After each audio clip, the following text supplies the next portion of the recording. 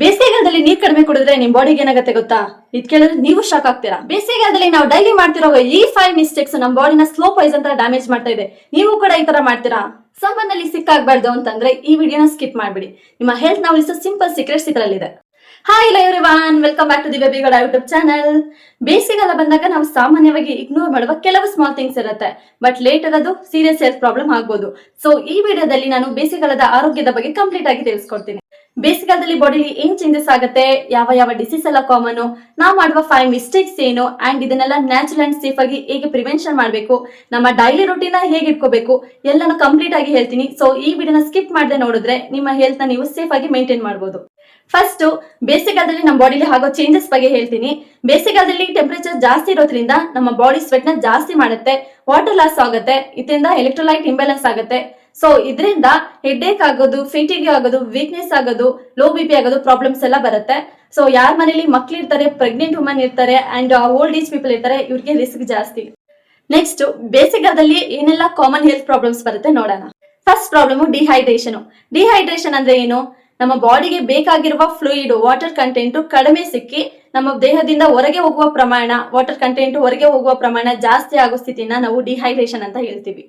ಯಾಕೆ ಡಿಹೈಡ್ರೇಷನ್ ಆಗುತ್ತೆ, ಏನಕ್ಕೆ ಕಾರಣ ಅಂದ್ರೆ ನೀರ್ ಕಡಿಮೆ ಕುಡಿಯೋದು. ನೀರು ಬೇಕಾಗಿರುವ ಪ್ರಮಾಣಕ್ಕಿಂತ ಕಡಿಮೆ ಕುಡಿದಾಗ ಡಿಹೈಡ್ರೇಷನ್ ಆಗುತ್ತೆ. ಅದ್ರಲ್ಲೂ ಸಮ್ಮರ್ ಅಲ್ಲಿ ನಾವು ಯೂಶಲಿಗಿಂತ ಜಾಸ್ತಿ ನೀರ್ ಕುಡಿಬೇಕು, ಯಾಕಂದ್ರೆ ಬಿಸಿಲು ಜಾಸ್ತಿ ಇರೋದ್ರಿಂದ ವಾಟರ್ ಕನ್ಸಂಪ್ಷನ್ ಜಾಸ್ತಿ ಮಾಡ್ಬೇಕಾಗತ್ತೆ. ಇಲ್ಲಾಂದ್ರೆ ಬಾಡಿ ಬೇಗ ಡಿಹೈಡ್ರೇಷನ್ ಆಗುತ್ತೆ. ಲೂಸ್ ಮೋಷನ್ ಆದಾಗ, ವಾಮಿಟಿಂಗ್ ಆದಾಗ, ಫೀವರ್ ಬಂದಾಗ, ನಾವು ಸನ್ಗೆ ಜಾಸ್ತಿ ಎಕ್ಸ್ಪೋಸ್ ಆದಾಗ, ಸ್ವೆಟಿಂಗ್ ಜಾಸ್ತಿ ಇದ್ದಾಗ ಬೇಗ ಡಿಹೈಡ್ರೇಷನ್ ಆಗುತ್ತೆ. ನಮ್ಮ ಬಾಡಿ ಡಿಹೈಡ್ರೇಷನ್ ಆಗಿದೆ ಅಂತ ಹೇಗೆ ಗೊತ್ತಾಗುತ್ತೆ? ಏನೆಲ್ಲ ಸಿಂಪ್ಟಮ್ಸ್ ಇರುತ್ತೆ ಅಂದ್ರೆ ಡಿಸಿನೆಸ್ ಆಗೋದು, ವೀಕ್ನೆಸ್ ಆಗೋದು, ಟಯರ್ಡ್ನೆಸ್ ಆಗೋದು, ಅಂಡ್ ಡಾರ್ಕ್ ಕಲರ್ ಯೂರಿನ್ ಬರೋದು ಅಥವಾ ಯೆಲ್ಲೋ ಕಲರ್ ಯೂರಿನ್ ಬರೋದು, ಯೂರಿನ್ ಕ್ವಾಂಟಿಟಿನೇ ಕಡಿಮೆ ಆಗೋದು, ಸ್ಕಿನ್ ಡ್ರೈ ಆಗೋದು, ಹೆಡ್ ಏಕ್ ಬರೋದು, ಅಂಡ್ ಡ್ರೈ ಲಿಪ್ಸ್ ಆಗೋದು, ಮೌತ್ ಡ್ರೈ ಆಗೋದು, ಹಾರ್ಟ್ ಬೀಟ್ ಫಾಸ್ಟ್ ಆಗೋದು. ಸೊ ಇದೆಲ್ಲ ಸಿಗ್ನಲ್ ಕೊಡುತ್ತೆ ನಮ್ಮ ಬಾಡಿ ಏನೋ ಡಿಹೈಡ್ರೇಷನ್ ಆಗ್ತಿದೆ ಅಂತ. ಡಿಹೈಡ್ರೇಷನ್ ಇಗ್ನೋರ್ ಮಾಡೋದ್ರಿಂದ ಕಿಡ್ನಿ ಪ್ರಾಬ್ಲಮ್ ಕೂಡ ಆಗ್ಬೋದು. Next problem heat exhaustion and heat stroke. Heat exhaustion ಅಂತ ಅಂದ್ರೆ ಬಾಡಿ ತುಂಬಾ ಹೀಟ್ ಆಗಿ salt and water means electrolytes ಕಡಿಮೆ ಆದಾಗ ಆಗೋ ಕಂಡೀಷನ್. ಇದು ಸೀರಿಯಸ್ ಆಗ್ಬೋದು, ಎಸ್ಪೆಷಲಿ ಇನ್ ಸಮ್ಮರ್ ಅಲ್ಲಿ. ಹೀಟ್ ಎಕ್ಸಾಷನ್ ಆಗಕ್ಕೆ ಏನ್ ಕಾರಣ ಅಂದ್ರೆ ಬಿಸಿಲಲ್ಲಿ ಹೆಚ್ಚು ಸಮಯ ಇರೋದು, ಟೈಟ್ ಕ್ಲಾತ್ಸ್ ಹಾಕೋದು, ಸರಿಯಾಗಿ ನೀರ್ ಕುಡಿದೇ ಇರೋದು, ಬಿಸಿಲಲ್ಲಿ ಜಾಸ್ತಿ ಕೆಲಸ ಮಾಡೋದು. ಅಂಡ್ ಇದ್ರ ಸಿಂಪ್ಟಮ್ಸ್ ಏನಂದ್ರೆ heavy sweating, skin cool and moist ಆಗೋದು, nausea, vomiting, tiredness, weakness and dizziness, muscle cramp ಬರೋದು, ಫಾಸ್ಟ್ ಹಾರ್ಟ್ ರೇಟ್ ಇರೋದು, ಹೆಡ್ ಏಕ್ ಬರೋದು. Next heat stroke. ಏನ್ ಹೀಟ್ ಸ್ಟ್ರೋಕ್ ಅಂತಂದ್ರೆ ಯೂಶಲಿ ನಮ್ದು ನಾರ್ಮಲ್ ಬಾಡಿ ಟೆಂಪರೇಚರ್ ಏನಿರುತ್ತೆ ಅಂದ್ರೆ 36.1 to 37.2 ಡಿಗ್ರಿ ಸೆಲ್ಸಿಯಸ್ ಇರುತ್ತೆ. ಇದು ನಮ್ಮ normal body temperature. But in heat stroke ಕೇಸಲ್ಲಿ ಏನಾಗುತ್ತೆ ಅಂದ್ರೆ body temperature 40 degree plus 40 degree Celsius ಅಥವಾ ಅದಕ್ಕಿಂತ ಜಾಸ್ತಿ ಇದ್ರೆ ಹೀಟ್ ಸ್ಟ್ರೋಕ್ ಅಂತ ಅಂತೀವಿ. ಇದು ಡೇಂಜರಸ್ ಕಂಡೀಷನ್, ಮೆಡಿಕಲ್ ಎಮರ್ಜೆನ್ಸಿ ಬೇಕಾಗತ್ತೆ ಈ ಕೇಸಲ್ಲಿ. ಹೀಟ್ ಸ್ಟ್ರೋಕ್ ಆಗಕ್ಕೆ ಏನ್ ಕಾರಣ ಅಂತಂದ್ರೆ ಬಿಸಿಲಲ್ಲಿ ಹೆಚ್ಚು ಸಮಯ ಕಳೆಯೋದು, ಬಿಸಿಲಲ್ಲಿ ತುಂಬಾ ಕೆಲಸ ಮಾಡೋದು, ಅಂಡ್ ಬಾಡಿನ ಡಿಹೈಡ್ರೇಟ್ ಮಾಡ್ಕೊಳ್ಳೋದು, ಸರಿಯಾಗಿ ನೀರು ಕುಡಿದೆ ಬಾಡಿನ ಡಿಹೈಡ್ರೇಟ್ ಮಾಡ್ಕೊಳ್ಳೋದು, ಹಾಟ್ ಅಥವಾ ಕ್ಲೋಸ್ಡ್ ಪ್ಲೇಸ್ ಅಲ್ಲಿ ಇರೋದು, ಪ್ರಾಪರ್ ವೆಂಟಿಲೇಷನ್ ಇಲ್ಲದೆ ಇರೋ ಪ್ಲೇಸ್ ಅಲ್ಲಿ ಇರೋದ್ರಿಂದ ಹೀಟ್ ಸ್ಟ್ರೋಕ್ ಆಗುತ್ತೆ. ಅಂಡ್ ಇದು ಸಿಂಪ್ಟಮ್ಸ್ ಏನಂತಂದ್ರೆ ಹೈ ಬಾಡಿ ಟೆಂಪರೇಚರ್ ಇರುತ್ತೆ, ಫೀವರ್ ಜಾಸ್ತಿ ಇರುತ್ತೆ, ಸ್ಕಿನ್ ಡ್ರೈ ಇರುತ್ತೆ, ಅಂಡ್ ಇದ್ರೊಳಗೆ ಸ್ವೆಟಿಂಗ್ ಬರಲ್ಲ, ಸ್ವೆಟಿಂಗ್ ಇರೋದಿಲ್ಲ, ವಾಮಿಟಿಂಗ್ ಆಗೋದು, ಹೆಡ್ ಏಕ್ ಬರೋದು, ಡಿಸಿನೆಸ್ ಇರೋದು, ಕನ್ಫ್ಯೂಷನ್ ಇರೋದು, ಅಂಡ್ ಸರಿಯಾಗಿ ಮಾತಾಡಕ್ಕಾಗಲ್ಲ, ಅನ್ಕಾನ್ಶಿಯಸ್ ಆಗೋ ಚಾನ್ಸಸ್ ಇರುತ್ತೆ. ಇನ್ ಎಮರ್ಜೆನ್ಸಿ ಕೇಸಲ್ಲಿ ಫಾಸ್ಟ್ ಪಲ್ಸ್ ರೈಟ್ ಇರುತ್ತೆ, ಸೀಸರ್ಸ್ ಕೂಡ ಬರುತ್ತೆ. Next problem food poisoning. Food poisoning ಯಾಕಾಗುತ್ತೆ ಅಂದ್ರೆ ಔಟ್ಸೈಡ್ ಫುಡ್ ನ ಜಾಸ್ತಿ ತಿನ್ನೋದ್ರಿಂದ. ಯೂಶಲಿ ಬೇಸಿಗೆಗಾಲದಲ್ಲಿ ಫುಡ್ ಬೇಗ ಹಾಳಾಗುತ್ತೆ, ಸೊ ಪ್ರಾಪರ್ ಸ್ಟೋರೇಜ್ ಇಲ್ಲ ಅಂತಂದ್ರೂ ಫುಡ್ ಪಾಯ್ಸನಿಂಗ್ ಆಗುತ್ತೆ. ಇದರಿಂದ ವಾಮಿಟಿಂಗ್ ಆಗೋದು, ಲೂಸ್ ಮೋಷನ್ ಆಗೋದು, ಸ್ಟೊಮಕ್ ಪೇನ್ ಬರೋದು ಆಗುತ್ತೆ. Next skin problem. ಸಮ್ಮರ್ ಅಲ್ಲಿ ಸ್ಕಿನ್ ಪ್ರಾಬ್ಲಮ್ ಕಾಮನ್ ಆಗಿರುತ್ತೆ. ಏನೆಲ್ಲ ಸ್ಕಿನ್ ಪ್ರಾಬ್ಲಮ್ಸ್ ಬರುತ್ತೆ ಸಮ್ಮರ್ ಅಲ್ಲಿ ಅಂತಂದ್ರೆ ಸನ್ ಬರ್ನ್ ಆಗೋದು, ಅದರಿಂದ ಸ್ಕಿನ್ ರೆಡ್ ಆಗುತ್ತೆ, ಇರಿಟೇಷನ್ ಆಗುತ್ತೆ, ಪೇನ್ ಇರುತ್ತೆ, ಟ್ಯಾನಿಂಗ್ ಆಗುತ್ತೆ. Next heat rashes. ಇದರಲ್ಲಿ ಸ್ಮಾಲ್ ರೆಡ್ ಬಂಪ್ಸ್ ಬರುತ್ತೆ, ಇಚ್ಚಿಂಗ್ ಅಥವಾ ಬರ್ನಿಂಗ್ ಸೆನ್ಸೇಷನ್ ಇರುತ್ತೆ. Pimples or acne. ಯಾರಿಗೆ ಆಲ್ರೆಡಿ ಆಯಿಲಿ ಸ್ಕಿನ್ ಇರುತ್ತಲ್ಲ ಅವ್ರಿಗಂತ ಸ್ವೆಟ್ ಸೇರ್ಕೊಂಡ್ರೆ ಅದು ಪೋಸ್ಟ್ ನ ಬ್ಲಾಕ್ ಮಾಡಿ ಪಿಂಪಲ್ಸ್ ಬರುತ್ತೆ. Next fungal infection. Fungal infection ಆದಾಗ ಜಾಸ್ತಿ ಇಚ್ಚಿಂಗ್ ಇರುತ್ತೆ, ಎಸ್ಪೆಷಲಿ ನೆಕ್ ಅಲ್ಲಿ, ಅಂಡರ್ ಆರ್ಮ್ ಅಲ್ಲಿ, ಇನ್ನರ್ ಥೈಯಲ್ಲಿ. So sweat, oil, dust and ಸನ್ಗೆ ಜಾಸ್ತಿ ಎಕ್ಸ್ಪೋಸ್ ಆಗೋದ್ರಿಂದ ಸ್ಕಿನ್ ಪ್ರಾಬ್ಲಮ್ಸ್ ಬರುತ್ತೆ. Next infections. ಸಮ್ಮರ್ ನಲ್ಲಿ typhoid, viral fever, urine infections ಜಾಸ್ತಿ ಆಗುತ್ತೆ. ಸೊ ಹೈಜಿನ್ ಜಾಸ್ತಿ important. Next mental and sleep problem. ಬೇಸಿಗೆಗಾಲದಲ್ಲಿ ಇರಿಟೇಷನ್, ಸ್ಲೀಪ್ ಡಿಸ್ಟರ್ಬೆನ್ಸ್, ಸ್ಟ್ರೆಸ್ ಜಾಸ್ತಿ ಆಗುತ್ತೆ, ಮೇನ್ಲಿ ಹೀಟ್ ಮತ್ತೆ ಡಿಹೈಡ್ರೇಷನ್ ಇಂದ. ಇಷ್ಟು ಹೆಲ್ತ್ ಪ್ರಾಬ್ಲಮ್ಸ್ ಬರಕ್ಕೆ ಮೇನ್ ರೀಸನ್ಸ್ ಏನು ಗೊತ್ತಾ? ನಾವು ಅನ್ನೋಯಿಂಗ್ಲಿ ಮಾಡ್ತಾ ಇರುವ ಕೆಲವು ಮಿಸ್ಟೇಕ್ಸ್. ಈಗ ಆ 5 ಮಿಸ್ಟೇಕ್ಸ್ ನ ನೋಡೋಣ. ಬೇಸಿಕ್ ಆದಲ್ಲಿ ಆಲ್ಮೋಸ್ಟ್ ಎಲ್ಲರೂ ಮಾಡೋ ಕಾಮನ್ 5 ಮಿಸ್ಟೇಕ್ಸ್ ಇವು. ಸೊ ಇದರಲ್ಲಿ ನೀವು ಇರ್ಬೋದು, ಕೇರ್ಫುಲ್ ಆಗಿ ಕೇಳಿ. ಫಸ್ಟ್ ಮಿಸ್ಟೇಕ್, ನೀರ್ ಕಡಿಮೆ ಕುಡಿಯೋದು. ಬಹಳ ಜನ ತಸ್ಟ್ ಆದ್ಮೇಲೆ ಮಾತ್ರ ನೀರ್ ಕುಡಿಯೋದು. ಯಾಕಂದ್ರೆ ನಾವು ತುಂಬಾ ಇವಾಗ ಬಿಸಿ ಜನರೇಷನ್ ಇಲ್ಲಿದೀವಲ್ವಾ, ಹಾಗಾಗಿ ಕೆಲಸ, ಫ್ರೆಂಡ್ಸ್, ಫೋನ್ ಅಂತ ನೀರ್ ಕುಡಿಯೋದೇ ಮರ್ತೋಗ್ತೀವಿ. ಯಾವಾಗ ನಮ್ಗೆ ಬಾಯಾರಿಕೆ ಆಗತ್ತಲ್ಲ ಅವಾಗ ನೀರ್ ಕುಡಿಲಿಲ್ಲ ಅಂತ ನೆನಪಾಗುತ್ತೆ ನಮ್ಗೆ. ಬಟ್ ಇದು ತುಂಬಾ ಬಿಗ್ಗೆಸ್ಟ್ ಮಿಸ್ಟೇಕು. ಯಾಕಂದ್ರೆ ನಮ್ ಬಾಡಿ ಆಲ್ರೆಡಿ ಅವಾಗ ಡಿಹೈಡ್ರೇಷನ್ ಸ್ಟೇಜ್ಗೆ ಹೋಗಿರುತ್ತೆ. ಸೊ ನೀರು ಕಡಿಮೆ ಕುಡಿಯೋದ್ರಿಂದ ಡಿಹೈಡ್ರೇಷನ್ ಆಗುತ್ತೆ, ವೀಕ್ನೆಸ್ ಆಗುತ್ತೆ, ಹೆಡ್ಏಕ್ ಬರುತ್ತೆ. ಸೊ ಎಲ್ರೂನು 30 to 45 ಮಿನಿಟ್ಸ್ ಇಂಟರ್ವಲ್ಸ್ ಅಲ್ಲಿ ನೀರ್ನ ಕುಡಿತಾ ಇರಿ. And per day minimum 3 to 4 litres ವಾಟರ್ನ ಕುಡಿಬೇಕು. Next mistake, soft drinks and cold drinks ಹೆಚ್ಚು ಕುಡಿಯೋದು. ಕೂಲ್ ಆಗ್ಬೇಕು ಅಂತ ಸೋಡಾ, ಜ್ಯೂಸ್ ಪಾಕೆಟ್ಸ್ ನ ಕುಡಿತಾರೆ. ಯೂಶಲಿ ಹೇಳ್ಬೇಕಂತಂದ್ರೆ ಹೊರಗಡೆ ಬಿಸಿಲಿಂದ ಬಂದಿದ ತಕ್ಷಣ ಸ್ಟ್ರೈಟ್ ಹೋಗಿ ಫ್ರಿಜ್ ಡೋರ್ನ ಓಪನ್ ಮಾಡಿ ಕೂಲ್ ಡ್ರಿಂಕ್ಸ್ ಕುಡಿತೀವಿ. ಇದು ಕುಡಿದಾಗ ಹೆಂಗಾಗುತ್ತೆ, ಬಾಡಿ ಕೂಲ್ ಆಗ್ತಿದೆ ಅನ್ನೋ ತರ ನಮ್ಗೆ ಫೀಲ್ ಆಗುತ್ತೆ.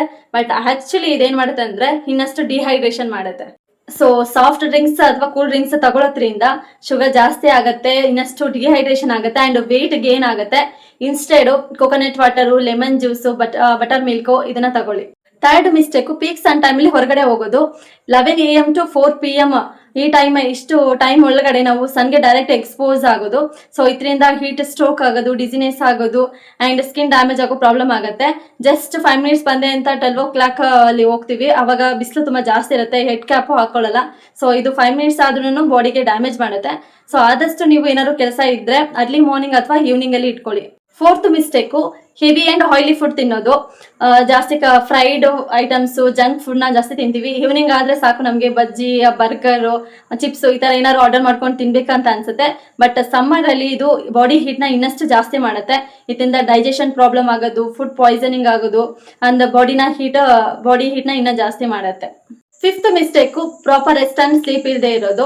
ಲೇಟ್ ನೈಟ್ ಜಾಗರಣೆ ಮಾಡೋದು ಅಥವಾ ಪ್ರಾಪರ್ ಬಾಡಿಗೆ ರೆಸ್ಟ್ ಕೊಡದೆ ಇರೋದು. ಲೇಟ್ ನೈಟ್ ಆದ್ರೂ ಫೋನ್ ನೋಡ್ತಾನೆ ಇರ್ತೀವಿ, ರೀಲ್ಸ್ ನ ಸ್ಕ್ರೋಲ್ ಮಾಡ್ತಾನೆ ಇರ್ತೀವಿ, ಟೈಮ್ ಹೋಗೋದೇ ಗೊತ್ತಾಗಲ್ಲ.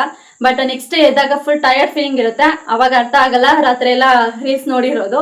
ಬಟ್ ಇದರಿಂದ ಬಾಡಿಗೆ ಇಮ್ಯುನಿಟಿ ಕಡಿಮೆ ಆಗುತ್ತೆ, ರೆಸ್ಟ್ಲೆಸ್ ಆಗುತ್ತೆ, ಇರಿಟೇಷನ್ ಆಗುತ್ತೆ, ಡಿಸಿನೆಸ್ ಫೀಲ್ ಆಗುತ್ತೆ. ಸೊ ಪ್ರಾಪರ್ ಬಾಡಿಗೆ 6 to 8 hours ಸ್ಲೀಪ್ ಬೇಕು ಅಂಡ್ ನಮ್ಮ ಬಾಡಿ ಕೂಲ್ ಆಗಿರ್ಬೇಕಂದ್ರೆ ರೆಸ್ಟ್ ಇಂಪಾರ್ಟೆಂಟ್. ಸೊ ಈ 5 ಮಿಸ್ಟೇಕ್ಸ್ ನ ಅವಾಯ್ಡ್ ಮಾಡಿದ್ರೆ ನೀವು ಸೇಫ್ ಆಗಿರ್ಬೋದು. ಸಮ್ಮರ್ ನಲ್ಲಿ ಏನೆಲ್ಲ ಹೆಲ್ತ್ ಪ್ರಾಬ್ಲಮ್ಸ್ ಬರುತ್ತೆ ಅಂಡ್ ನಾವೇನೆಲ್ಲ ಮಿಸ್ಟೇಕ್ಸ್ ಮಾಡ್ತೀವಿ ಅನ್ನೋದನ್ನ ಹೇಳಿದೆ. ಇವಾಗ ಅದ್ರ ಪ್ರಿವೆನ್ಷನ್ ಬಗ್ಗೆ ಮಾತಾಡೋಣ. First prevention, hydration. Daily minimum 3 to 4 litres ವಾಟರ್ನ ಕುಡಿಬೇಕು. ವಾಟರ್ಗೆ ORS ಹಾಕೊಂಡು ಕುಡಿಯಿರಿ and coconut water, lemon juice. ಬಿಸಿಲಲ್ಲಿ ಜಾಸ್ತಿ ಇದ್ದಾಗ ಫ್ಲೂಯಿಡ್ ನ ಜಾಸ್ತಿ ತಗೊಳ್ಳಿ ಅಂಡ್ ಜಂಕ್ ಡ್ರಿಂಕ್ಸ್ ನ ಅವಾಯ್ಡ್ ಮಾಡಿ, ಸೋಡಾ, ಕೆಫೆನ್ ಅವಾಯ್ಡ್ ಮಾಡಿ. ಅಂಡ್ ನಾನು ಇದ್ರಲ್ಲಿ ಏನು ನಿಮ್ಗೆ ಒಂದು ಟಿಪ್ಸ್ ಕೊಡಕ್ಕೆ ಇಷ್ಟಪಡ್ತೀನಿ ಅಂತಂದ್ರೆ, ಥರ್ಸ್ಟ್ ಆಗೋವರೆಗೂ ವೆಯ್ಟ್ ಮಾಡಬೇಡಿ, ರೆಗ್ಯುಲರ್ ಇಂಟರ್ವಲ್ ಅಲ್ಲಿ ವಾಟರ್ನ ಕುಡಿತಾ ಇರಿ. Next prevention, healthy summer diet. ನಿಮ್ಮ ಸಮ್ಮರ್ ಡಯಟ್ ಅಲ್ಲಿ watermelon, muskmelon, cucumber, lemon juice, curd, buttermilk ಈ ತರ ಹೈಡ್ರೇಟ್ ಆಗಿರೋವನ್ನ ಇನ್ಕ್ಲೂಡ್ ಮಾಡ್ಕೊಳ್ಳಿ. And please oily food, junk food, spicy food, bakery items, soft drinks ಈ ತರದವನ್ನ avoid ಮಾಡಿ. Next skin care. Face ನ clean ಆಗಿ ಇಟ್ಕೊಳ್ಳಿ. 2 to 3 times ಫೇಸ್ ವಾಶ್ ಮಾಡಿ ಅಂಡ್ ಸನ್ಸ್ಕ್ರೀನ್ ನ ಯೂಸ್ ಮಾಡಿ. Next one clothing. Cotton cloth ನ ಯೂಸ್ ಮಾಡಿ ಅಂಡ್ ಟೈಟ್ ಕ್ಲಾತ್ ನ ಹಾಕೋಬೇಡಿ. ಕ್ಲಾತ್ ಹಾಕೋದು ನೀವು ಲೈಟ್ ಕಲರ್ ಇರಲಿ, ಡಾರ್ಕ್ ಕಲರ್ಸ್ ಅವಾಯ್ಡ್ ಮಾಡಿ. ಎಸ್ಪೆಷಲಿ ಬ್ಲಾಕ್ ಕಲರ್ಸ್ ಹಾಕೋಬೇಡಿ ಸಮ್ಮರ್ ಅಲ್ಲಿ, ಅದು ಲೈಟ್ಗೆ ಜಾಸ್ತಿ ಅಬ್ಸರ್ವ್ ಆಗುತ್ತೆ. Next one life style changes. Summer ಅಲ್ಲಿ ಏನ್ ತರ ಲೈಫ್ ಸ್ಟೈಲ್ ಇಟ್ಕೋಬೇಕು, ಏನ್ ಚೇಂಜಸ್ ಮಾಡ್ಕೋಬೇಕಂತಂದ್ರೆ, ಆಫ್ಟರ್ನೂನ್ ಸನ್ಗೆ ಜಾಸ್ತಿ ಎಕ್ಸ್ಪೋಸ್ ಆಗಬೇಡಿ, ಆಫ್ಟರ್ನೂನ್ ಸನ್ನ ಅವಾಯ್ಡ್ ಮಾಡಿ. ಇನ್ ಕೇಸ್ ಏನಾದ್ರು ಹೋಗ್ಬೇಕಂತಂದ್ರೆ ಕ್ಯಾಪ್ ಅಥವಾ ಅಂಬ್ರೆಲಾನ ಯೂಸ್ ಮಾಡಿ. ಎಂಟಿ ಸ್ಟೊಮಕ್ ಅಲ್ಲಿ ಹೀಟ್ಗೆ ಎಕ್ಸ್ಪೋಸ್ ಆಗಬೇಡಿ. ಮನೇಲೆ ಇದ್ರೂ ನೀವು ಫ್ಯಾನ್ ಅಥವಾ ವೆಂಟಿಲೇಷನ್ ಪ್ರಾಪರ್ ಆಗಿ ಇಟ್ಕೊಳ್ಳಿ. ಔಟ್ಡೋರ್ ಆಕ್ಟಿವಿಟೀಸ್ ನ ಮಾರ್ನಿಂಗ್ ಅಥವಾ ಈವ್ನಿಂಗ್ ಇಟ್ಕೊಳ್ಳಿ. ಕೂಲ್ ಎನ್ವೈರನ್ಮೆಂಟ್ ನ ಮೇಂಟೈನ್ ಮಾಡ್ಕೊಳ್ಳಿ. Next prevention, hygiene. Hand wash ನ ಫ್ರೀಕ್ವೆಂಟ್ ಆಗಿ ಮಾಡ್ತಾ ಇರಿ. ಸಮ್ಮರ್ ಅಲ್ಲಿ ತುಂಬಾ ಸ್ವೆಟ್ ಆಗ್ತಾ ಇರ್ತೀವಲ್ವಾ, ಹಾಗಾಗಿ ಅಲ್ಲೆಲ್ಲ ತುಂಬಾ ಇನ್ಫೆಕ್ಷನ್ಸ್ ಆಗ್ತಾ ಇರುತ್ತೆ, ಅದರಿಂದನೇ ಅರ್ಧ ಕಾಯಿಲೆ ಸ್ಪ್ರೆಡ್ ಆಗುತ್ತೆ. ಸೊ ಆದಷ್ಟು ಜಾಸ್ತಿ ಹ್ಯಾಂಡ್ ವಾಶ್ ನ ಮಾಡ್ತಾನೆ ಇರಿ. ಅಂಡ್ ಫ್ರೆಶ್ ಆಗಿರೋ ಫುಡ್ ನ ತಿನ್ನಿ. ಫುಡ್ ನ ಜಾಸ್ತಿ ಸ್ಟೋರ್ ಮಾಡಕ್ ಹೋಗ್ಬೇಡಿ. ಸಮ್ಮರ್ ಅಲ್ಲಿ ಫುಡ್ ಹಾಳಾಗತ್ತಲ್ವಾ, ಹಾಗಾಗಿ ಜಾಸ್ತಿ ಸ್ಟೋರ್ ಮಾಡಕ್ ಹೋಗ್ಬೇಡಿ. ಫ್ರೆಶ್ ಆಗಿ ತಿನ್ನಿ ಅಂಡ್ ಕ್ಲೀನ್ ವಾಟರ್ ನ ಕುಡಿಯಿರಿ. ಯಾವ್ದೋ ಒಂದು ಪರ್ಸನ್ ಹಿಂಗೆ ಬಿಸಿಲಲ್ಲಿ ಹೋಗ್ಬೇಕಾದ್ರೆ ಟೆಂಪರೇಚರ್ ಜಾಸ್ತಿ ಆಗಿ ತಲೆ ಸುತ್ತ ಬಂದು ಬಿದ್ಬಿಡ್ತಾನೆ. ಅವ್ನಿಗೆ ನಾನು ಇಮಿಡಿಯೇಟ್ ಏನ್ ಕೇರ್ ಕೊಡ್ಬೋದು? ಅವ್ರನ್ನ ಫಸ್ಟ್ ಆ ಪ್ಲೇಸ್ ಇಂದ ಕೂಲ್ ಪ್ಲೇಸ್ಗೆ ಶಿಫ್ಟ್ ಮಾಡಬೇಕು. ಎಲ್ಲಿ ನೆರಳಿರುತ್ತಲ್ಲ ಆ ಪ್ಲೇಸ್ಗೆ ಶಿಫ್ಟ್ ಮಾಡ್ಕೊಳ್ಳಿ. ಇನ್ ಕೇಸ್ ಏನಾದ್ರೂ ಟೆಂಪರೇಚರ್ ಜಾಸ್ತಿ ಇದ್ರೆ 108ಗೆ ಕಾಲ್ ಮಾಡಿ ಅಂಡ್ ಅವ್ರ ಮೇಲೆ ವೆಟ್ ಕ್ಲಾತ್ ಅಥವಾ ಕೋಲ್ಡ್ ವಾಟರ್ನ ಹಾಕಿ, ಟೈಟ್ ಕ್ಲಾತ್ಸ್ ಏನಾದ್ರು ಹಾಕಿದ್ರೆ ಕ್ಲಾತ್ ನ ಲೂಸ್ ಮಾಡಿ, ಪ್ರಾಪರ್ ವೆಂಟಿಲೇಷನ್ ಬರೋ ತರ ನೋಡ್ಕೊಳ್ಳಿ. ಫ್ಯಾನ್ ಇದ್ರೆ ಫ್ಯಾನ್ ಕೊಡಿ, ಐಸ್ ಪ್ಯಾಕ್ ಏನಾದ್ರು ಇದ್ರೆ ನೆಕ್ ಅಥವಾ ಹಾನ್ಫಿಟ್ ಹತ್ರ ಐಸ್ ಪ್ಯಾಕ್ ಇಡಿ. ಪೇಷಂಟ್ ಏನಾದ್ರು ಕಾನ್ಶಿಯಸ್ ಆಗಿದ್ರೆ ಅವರಿಗೆ ಸಿಪ್ ಆಫ್ ವಾಟರ್ನ ಕೊಡಿ. ನೆಕ್ಸ್ಟ್ ಸಮ್ಮರ್ ಡೈಲಿ ರುಟೀನ್ಸ್ ಬಗ್ಗೆ ಮಾತಾಡ್ತೀನಿ. ಮಾರ್ನಿಂಗ್ ಟೈಮಲ್ಲಿ ಆದಷ್ಟು ವಾರ್ಮ್ ವಾಟರ್ ಜೊತೆ ಲೆಮನ್ ಹಾಕೊಂಡು ಕುಡೀರಿ, ಲೈಟ್ ಯೋಗ ಎಕ್ಸರ್ಸೈಸ್ ಮಾಡಿ ಅಂಡ್ ಫ್ರೂಟ್ಸ್ ತಿನ್ನಿ. And afternoon time heavy meals ನ ಅವಾಯ್ಡ್ ಮಾಡಿ, ಲೈಟ್ ಮೀಲ್ಸ್ ತಗೊಳ್ಳಿ, ಬಟರ್ ಮಿಲ್ಕ್ ಕುಡೀರಿ, ಹೆಚ್ಚು ನೀರು ಕುಡೀರಿ ಅಂಡ್ ರೆಸ್ಟ್ ತಗೊಳ್ಳಿ. ಜಾಸ್ತಿ ಐಟಮ್ ಅಲ್ಲಿ ಸನ್ಗೆ ಎಕ್ಸ್ಪೋಸ್ ಆಗಬೇಡಿ. ಈವ್ನಿಂಗು ಫ್ರೆಶ್ ಜ್ಯೂಸ್ ಅಥವಾ ಫ್ರೂಟ್ಸ್ ನ ತಗೊಳ್ಳಿ, ವಾಕಿಂಗ್ ಮಾಡಿ ಅಂಡ್ ಫ್ರೆಶ್ ಏನ ತಗೊಳ್ಳಿ.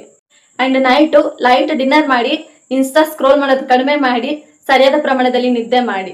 ನೆಕ್ಸ್ಟ್ ಸ್ಪೆಷಲ್ ಕೇರ್, ನಾನು ಆಲ್ರೆಡಿ ಹೇಳಿದ್ದೀನಿ, ಚಿಲ್ಡ್ರನ್ಸ್ಗೆ, ಓಲ್ಡ್ ಏಜ್ ಪೀಪಲ್ಗೆ, ಪ್ರೆಗ್ನೆಂಟ್ ವುಮೆನ್ಸ್ಗೆ ಸಮ್ಮರ್ ರಿಸ್ಕ್ ಜಾಸ್ತಿ.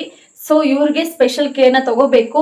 ಯಾರ ಮನೇಲಿ ಮಕ್ಕಳಿದ್ದಾರೆ, ಓಲ್ಡ್ ಏಜ್ ಪೀಪಲ್ ಇದ್ದಾರೆ, ಪ್ರೆಗ್ನೆಂಟ್ ವುಮೆನ್ ಇದ್ದಾರೆ, ಆದಷ್ಟು ಡಿಹೈಡ್ರೇಷನ್ ಅವಾಯ್ಡ್ ಮಾಡಿ, ಚೆನ್ನಾಗಿ ನೀರು ಕುಡೀರಿ, ಸನ್ಗೆ ಎಕ್ಸ್ಪೋಸ್ ಆಗಬೇಡಿ. ಜಾಸ್ತಿ ಬಿಸಿಲಲ್ಲಿ ಅಂದ್ರೆ ಸನ್ಗೆ ಎಕ್ಸ್ಪೋಸ್ ಆಗಬೇಡಿ ಅಂತಂದ್ರೆ ಮಧ್ಯಾಹ್ನ ಬಿಸಿಲು ಏನಿರುತ್ತೆ ಅದಕ್ಕೆ ಜಾಸ್ತಿ ಎಕ್ಸ್ಪೋಸ್ ಆಗಬೇಡಿ, ಬೇಗ ವೀಕ್ನೆಸ್ ಆಗುತ್ತೆ ಇವರಲ್ಲಿ.